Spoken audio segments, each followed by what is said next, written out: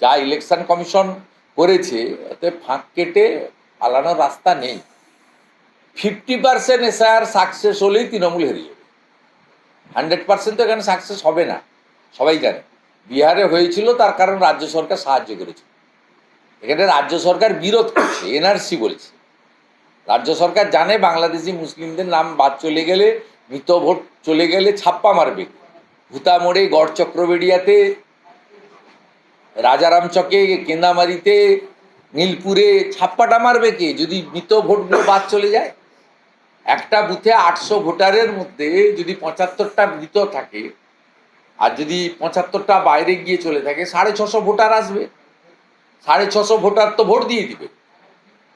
তাহলে অ্যাবসেন্ট যদি না থাকে মুসলমান বুথে, এখানে 63টা মুসলমান বুথ আছে 288টার মধ্যে।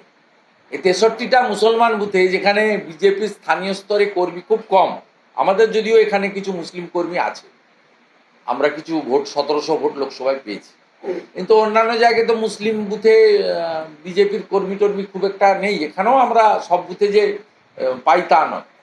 এবারে সেখানে যে ফাঁকা মাঠ থাকে, আর সিপিএম, আইএসএফ, কংগ্রেস এরা লড়তে পারে না। এরা প্রচার টোচারে থাকে, ভাষণ টাষণ দেয়, কিন্তু ভোটের আগের দিন এবং ভোটের দিন এরা মাঠে থাকে না।